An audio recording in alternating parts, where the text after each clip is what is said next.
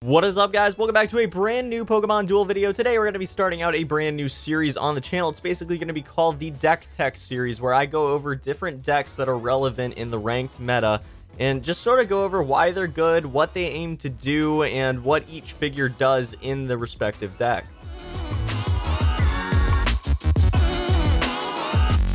The reason I decided to start this series up was because I just found that there weren't very many guides around the internet that established different team archetypes and how they work, why they're good, generally what figures are essential to the archetype and what aren't really necessarily essential to it, and just sort of gave some guidance to players that didn't necessarily know where they wanted to go with their material usage, but not only that, with whatever figures they already have pulled. These videos aren't going to be super long. I feel like this is just going to be more of an explanation series than anything else, but I do want to make sure that new players and old players alike can have some sort of resource to be able to go in and find certain decks explained relatively well. I mean, obviously, I'm not claiming to be the best player ever or anything. I'm definitely not, but I do have a pretty decent strategic understanding of the game, I think. So I'm trying to just explain deck archetypes, and hopefully it helps someone out. But without further ado, let's get right into the water deck. Now, water decks are synergistic for one reason and one reason alone: Manaphy. Manaphy has the ability Ocean's Gift, which means that when it's on the field, it's going to buff all of your other water Pokemon by 20 damage to all of their physical moves. But that's not all, that's not it. It also has a fantastic purple move, a 2-star purple move called Manaphy Song. One other water-type Pokemon on the field that is not asleep or frozen may be moved within their MP range. That Pokemon gains weight. This is fantastic because a lot of times your Manaphy is going to be exposed to some pressure. It's going to be exposed to some runners, some sprinters, whatever you want to call them, 3 movement Pokemon in general, and it's going to see some attacks go off on it, and sometimes it's going to get knocked out. It's going to roll into that 52% chance bubble, and that's just not going to be good. But Manaphy Song can mean that even when they're applying pressure by attacking your Manaphy, if they roll into that and you're able to move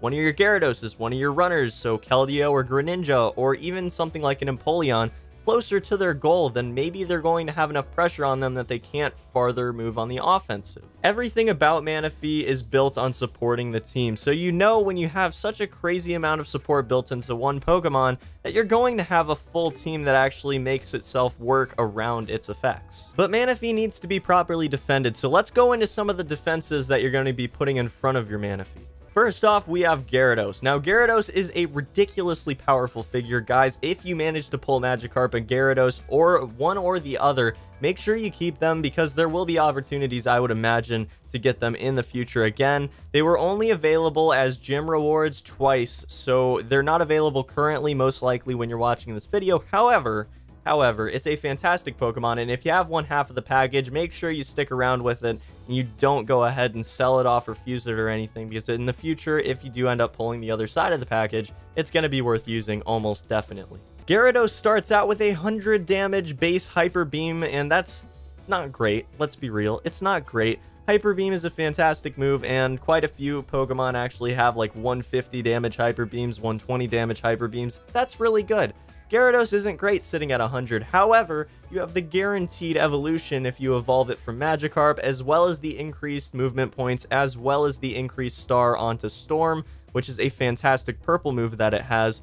It doesn't have a huge chance of missing. Overall, it's just an amazing offensive and defensive Pokemon, and it would be just straight up wrong to not run at least one of them on your water team. I mean, Hyper Beam alone keeps Deoxys' attack form in check because first off, it goes from 100 to 110 immediately because of Magikarp, but then you're adding on the 20 extra physical damage from Manaphy, and you have 130. Add on to that the fact that you can chain level it relatively easily because rare cubes aren't super hard to find. They're relatively decently rare, but they're not too difficult to find a few of here and there. So you can get some chain levels on this thing, and it's going to be an absolute monster. Now, Blastoise isn't as good as he used to be, I will admit. Hydro Pump is great, don't get me wrong. Going up to 120 damage with one Manaphy out, that's awesome. However, I will admit to you that Mirror Coat has become somewhat underwhelming. It's great if you go up against teams that have a lot of 1-star purple runners on them, namely Leafeon and Glaceon were things that I used to chunk on a very regular basis with Blastoise. But since the meta sort of evolved to Deoxys decks and Reuniclus decks, it's kind of fallen out of it. You'd almost always rather have a Gyarados in a spot where Blastoise is, if that makes any sense. I do think, however, that it does have a place in certain metas. It's just that when you have a lot of Pokemon that have 3-star purple moves that are really good and a lot of blue moves that are ridiculous, like Rhyperiors, like Sceptiles, which is currently a very, very big contender in the top tier meta right now, then you have a lot to worry about with Blastoise because it just can't contend with those threats. Finally, as far as what I would put in the threat column, Empoleon doesn't stack up because of its wheel, but it is still somewhat of a underappreciated threat that is very welcome on water type teams. Empoleon works a little bit differently than Heatran in the sense that it has to move one space away from the entry point. It does not have the option to not do that. It also maintains its position after the turn ends, which is fantastic. You don't have the opportunity to go ahead and attack or anything like that. So it's somewhat of a disadvantage, but it's just different. It's used differently. It has a different spinner. Overall, it's just a different Pokemon, but it works a lot in the same where you can get some really cheeky surround kills with it. And people just don't really expect that all the time, especially with Empoleon. Now, it did just come back from the most recent banner, so some people will probably open their eyes to the ability that it has. But just like when Heatran came out, you're going to get people with it, and it could actually be pivotal in giving you a win. It does have 2 movement points, which is okay. Its spinner isn't fantastic. It has about a 1 in 3 shot of hitting a 30 damage yellow move, which is great because you can send it in against Pokemon like Glaceon or Pokemon like Leafeon and expect to win most of the time anyways. You have a 70 damage move that's going to actually freeze the opponent if it gets knocked out, which is awesome. That's about a 1 in 4 shot. Hydro Pump is a 90 damage move, and that makes up another about 1 in 3 shot of actually being hit. And that is an awesome, awesome thing there.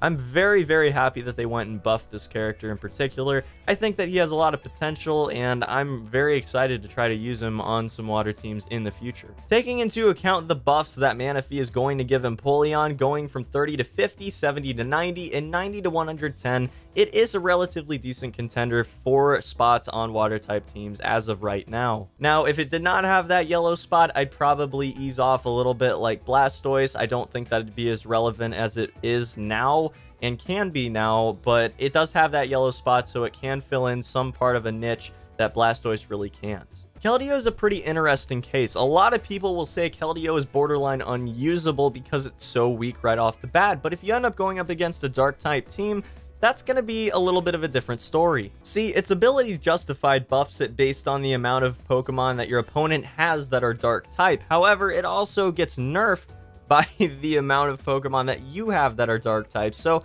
it's a little bit of a toss-up, but it's definitely a welcome buff when it actually happens. Now, the physical moves that it actually does have aren't great. Sacred Sword is awesome because it starts out with 51 damage, one of the only figures in the game to actually start out with an additional point of damage over the 10s that they usually go by, so that's really cool. With no chain levels, by the way. This doesn't have any chain levels on it. Starts out with 51 damage for Sacred Sword.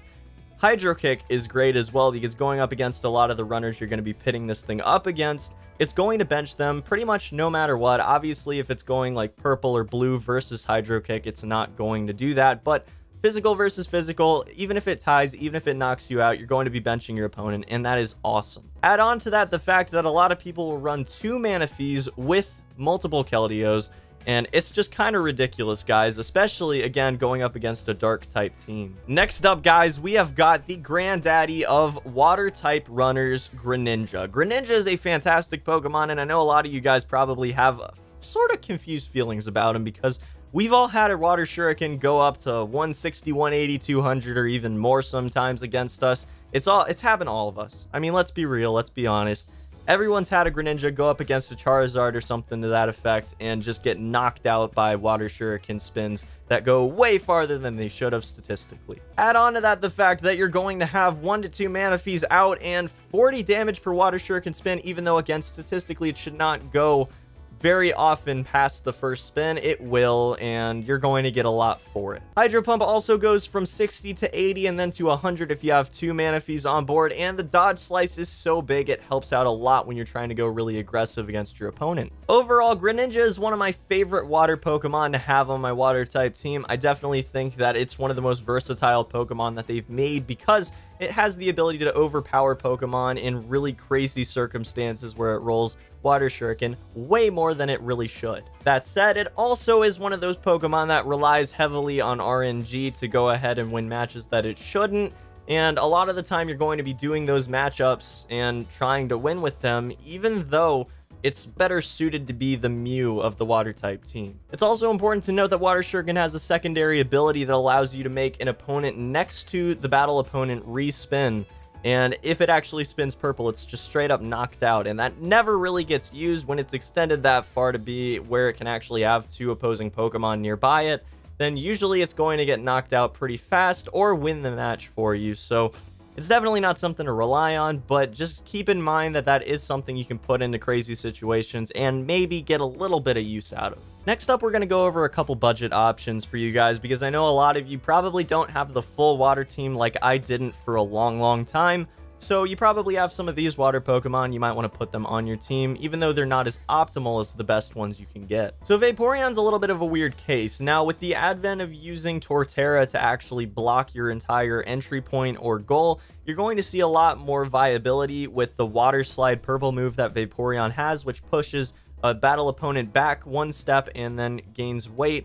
So you're going to be able to take over spots pretty easily, and especially if you're able to actually just push something out of the way of the goal, then you can just take it the next turn if you don't get knocked out. Honestly, it's really fantastic that it's a runner, and it can definitely be used in place of some of the runners that you would probably rather use. So Poliwag's a very fun choice as well for water decks. It's definitely not going to replace Greninja, and it's not going to replace Keldeo very well, and you're probably going to rely on Cheese more often than not to go ahead and get you those just awesome hypnosis rolls that just happen a few times in a row and win you the match immediately.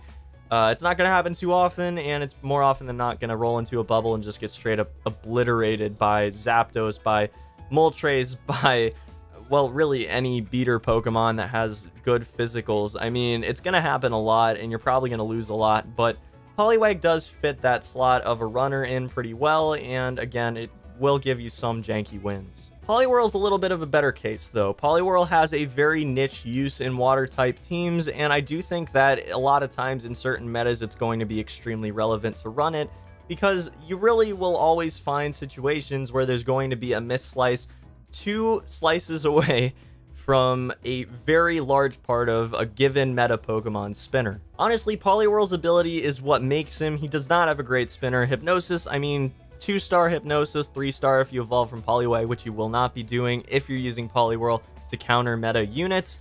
I mean, Water Gun is not great. 40 or 50, it's going to be buffed to 60 and 70. That's not great either. The spinning pattern ability is really the thing that makes Poliwhirl usable in just some metas. Not all of them, but you do want to make sure when you're making water decks that you check to see what the meta teams are going to be running, and if they happen to have a very large part of their spinner made up with 1 move, and then if 2 segments over from it, clockwise obviously, that there's going to be a miss. But yeah, guys, I think that about covers water teams as a whole. If you'd like me to cover any other specific decks in future deck techs, please drop me a comment below and just let me know what you want me to cover. And that's going to be about it for this one. Hope you guys have a fantastic day. Hope to see you back here for the next video, and until then, peace.